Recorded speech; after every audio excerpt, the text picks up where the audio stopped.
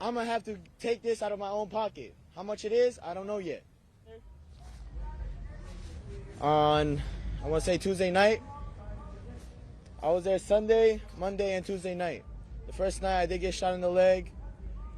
I was tear gassed with my friends. And then on Tuesday night, I was shot in the face, as you can see. I have a fracture. And from what the hospital told me, I was told that I have to see a plastic surgeon soon.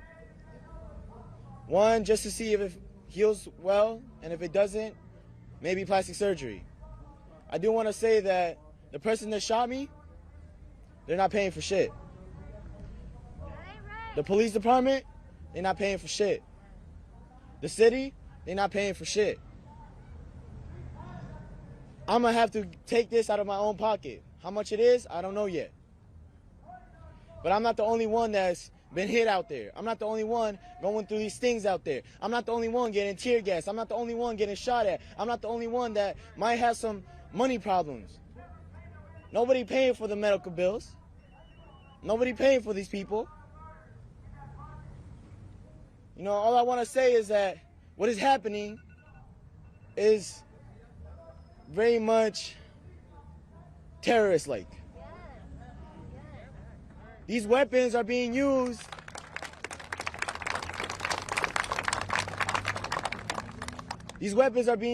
on people that don't have no weapons in their hands. That are just running their mouth saying no justice, no peace, because that's how it's supposed to be. That's right. You see, I'm tired of the police saying that they're scared when they have full body armor, when they're the ones with these guns, when they're the ones tear gassing us, when they're the ones doing this shit to us all the time. You see, if I'm not wrong, a lot of more people would be out here right now, but a lot of them were arrested yesterday night. And they're being held for how many hours? 36, if I'm not wrong? Without no bail? You think that's right? We just here for our First Amendment, and they telling me that I can't do that? They posted some fucking curfew, so they want me to shut up? That's right. The first time I spoke, I said they should have shot me in the mouth, because that's what it would have taken for me to shut up. And I still stand by that. See, if I didn't have no fracture in my face, I would be out here boots on the ground every night.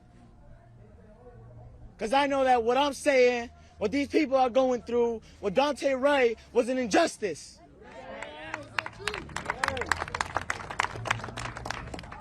And I'm just tired of this shit. You shouldn't have been out there, because we're out here for a life that was taken.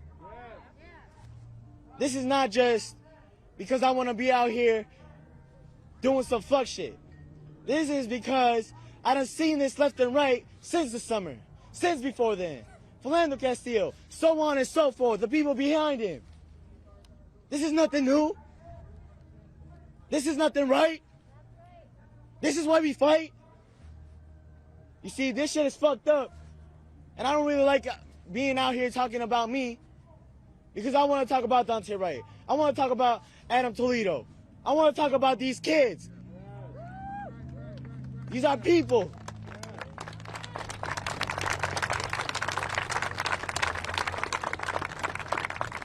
You see, at first I thought maybe I shouldn't go up here. Maybe this will be too traumatic. Maybe I'll have a panic attack up there. And yes, I'm scared. I don't know if y'all see it, but shit, I feel like I'm shaking.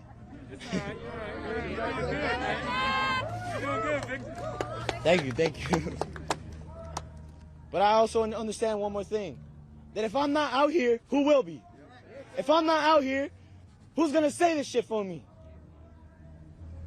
You see, this is not just for me, this is for the people, this is for the movement. This is...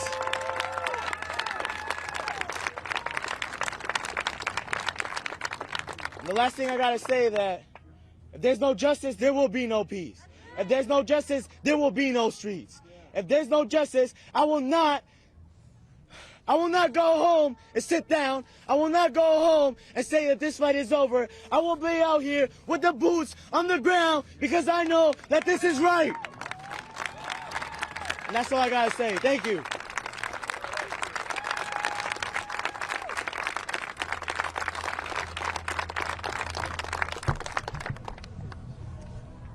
we know that Victor's story is not the only story. That is why we are here. Victor is still walking. That might not have been the case. So I want to thank all of you all for coming out here today.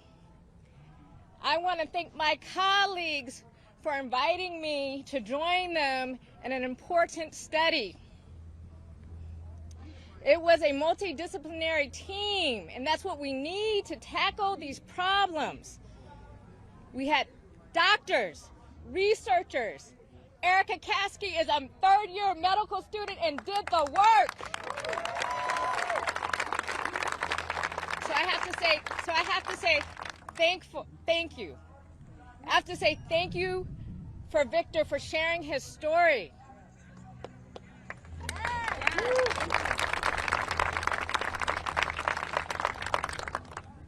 I have to say thank you to Nakima Levy-Armstrong for partnering with us. I have to say thank you for Jelani Hussein for partnering with us and both of their very powerful words and leadership in our community. Thank you. So our intent was to come here as researchers, to come here as scientists. We published a paper. It got published in a high-ranking, probably the most high-ranking journal. Yep. But it can't just sit on the shelves, right, or online, right, where most people can't even get to it. And so our purpose was to come here and share with the people first our findings. And not that even the people needed that data, because we know, because they're out here in the streets living it, that these less lethal weapons are harmful. These less lethal weapons are not non-lethal. I must say, I think it was one night or one day this week, and I was listening to the media coverage, and I heard the reporter say non-lethal. And I said, these aren't non-lethal. Less lethal does not mean non-lethal. Can I hear y'all say that? Less lethal does not mean non-lethal. Less lethal does not mean non-lethal. And so I heard the reporter say that, and we hear people say that. And people don't know, because most people aren't out here in these streets. That's right. Most people aren't out at these sites protesting, and protesters are essential workers in the fight for social justice. And so our research shows that calling these weapons non-lethal is misleading. These weapons cause real harm. And in the title of our article, we called them less lethal, not non-lethal, because they can be lethal. And as scientists, we believe in evidence-based practice. Science must inform our policy decisions, whether we are talking about COVID or whether we are talking about policing. That's right.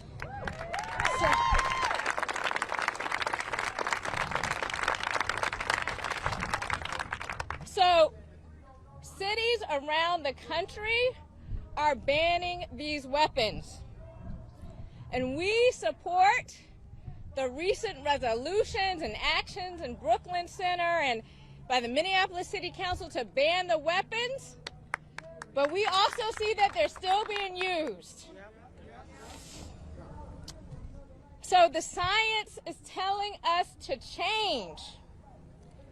The science is telling us that we must do something different. So let's listen. We should be listening to the people. In many ways, we should not need our study, but why we have shown up here today in white coats and scrubs is perhaps this will help folk listen. So we are here as physicians and public health professionals as well. And the one thing as a physician or a public health professional, and particularly me, I'm a primary care physician and health equity researcher, the one thing we believe is we believe in prevention. That's right. We believe in preventing avoidable injury and avoidable death. That's right.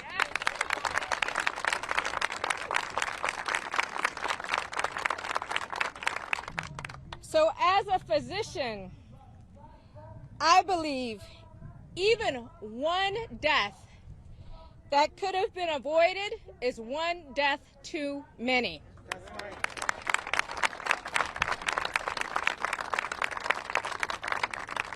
I believe even one head injury that could have been avoided is one too many. Even one loss of an eye that could have been avoided is one too many.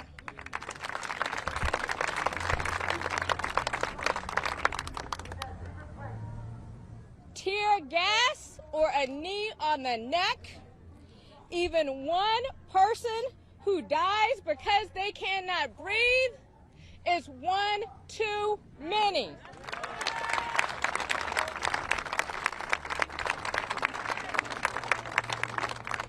We are here so that protesters do not become patients.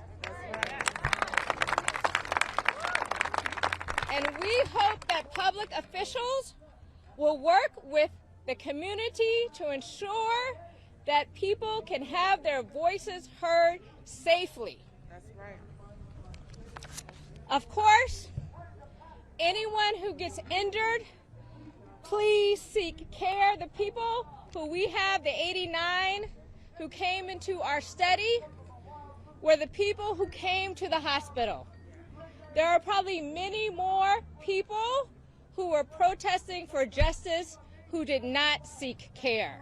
So the numbers are likely higher. We also know that they came in with acute medical problems, but some of these injuries will last a lifetime. They will have chronic medical problems, physical problems, perhaps mental health problems. We don't know yet. So we need to make sure we do not harm people. Finally, we also want to lift up what we all know, and that data from the Armed Conflict Location and Event Data Project shows that these less lethal weapons are used disproportionately in civil demonstrations for Black lives.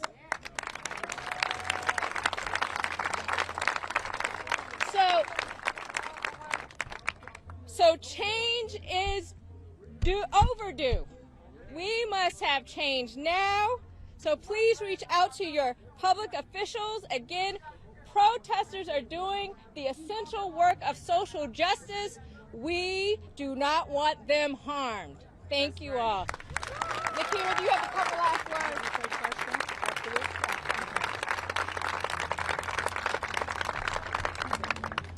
That was very powerful. It was incredible to hear the words of these medical professionals validating what those of us on the front lines already know, and that's the weapons that are being used against us are harmful and sometimes lethal. We hope that medical professionals around the country will take a similar stance when they see demonstrations happening in their communities or even beforehand. We hope that Governor Walz, as well as our elected officials, will take heed and end Operation Safety Net now.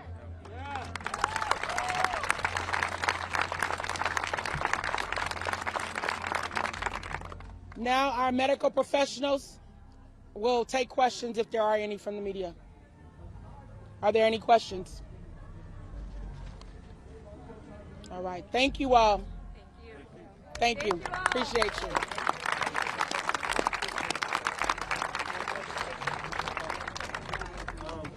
I would like to ask one of the physicians, like when it comes to a young man Victor's face, The how physician, long would that injury last? you guys come up to the And mic. also, you know, he's gonna sustain more and more trauma, or is he gonna have to have any type of surgery? Is there a plastic surgeon here? Is that plastic surgeon? Yeah. The doctor had to go. Who? David Darrow, who's our neurosurgeon and so head trauma expert, he's actually on call. Oh. So here he is. He's probably answering. He was, I'm sure, answering his pager. So please ask the question again. How you doing, physician? Doc, How you doing? Know how long will Victor injury last, and not only that, is he gonna have more face reconstructive surgery, or do you know just by the flesh, by we seeing by the scar on his face, how long would that last, and how long will his recovery be? Well, I don't know Victor, and I didn't care for him in the hospital. So I think my impression is that this experience is probably going to last for many years in Victor's mind. And, you know, the flesh is just one aspect of this. You know, I think for many of the people involved, we haven't even talked about the trauma on the mind and how this is going to, last for years and decades, and how it's already been a problem for that long. So, flesh will heal, but, there's a lot more than just the surface. Yep. So do you have any recommendations on what sort of crowd control you would like to see instead of rubber bullets or those sort of things? Yeah, that's a tough question because I'm not a police officer. I'm a surgeon and a physician and a scientist, so our job here is to take care of patients and try to heal them and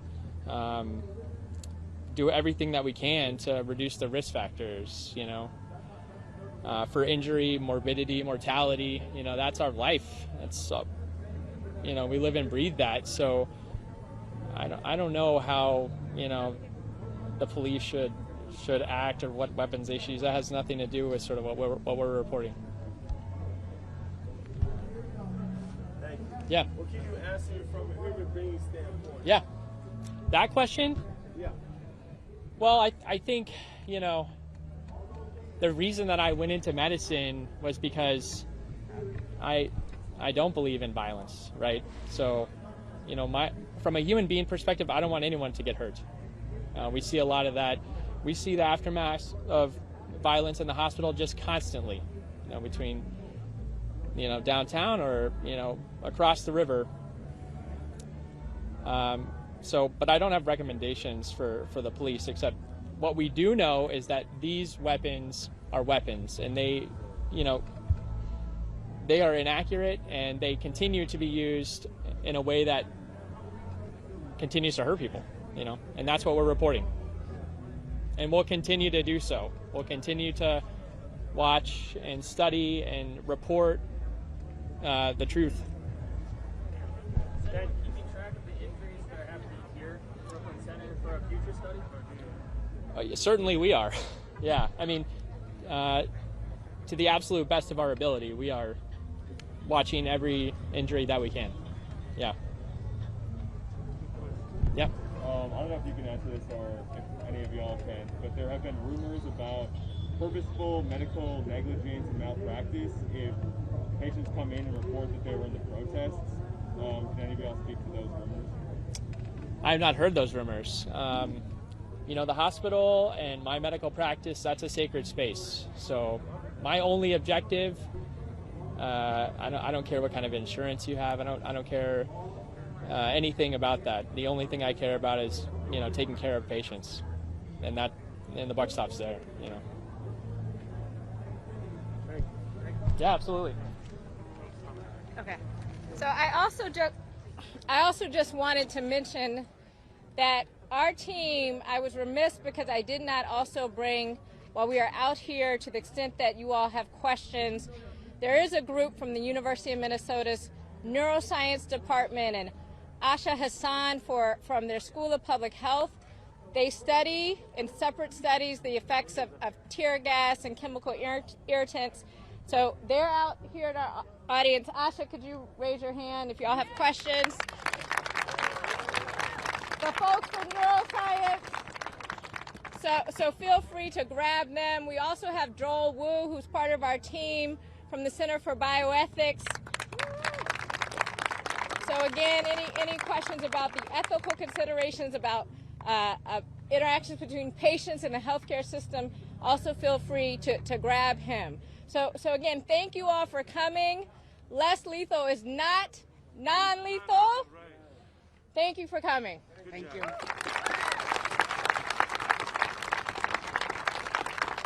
I've also been asked to announce that there is an action taking place at the University of Minnesota at 4:30 outside of the University of Minnesota Police Department because of the harm that has been caused to students and other people in that area. That's 4:30 today outside of the University of Minnesota Police Department.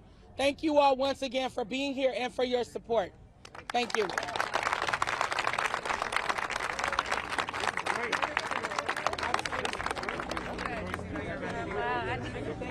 Thanks for your patience.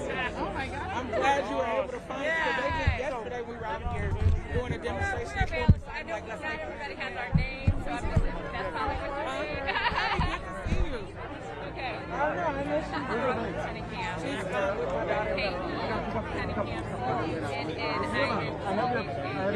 Okay. I am with our whole team, all the Thank you everyone for tuning in. Thank you to listen to what we have to say. Here's what's happening in your neck of the hood. Thank you all very much. I appreciate you all. Solidarity and respect. Please share this footage. Position.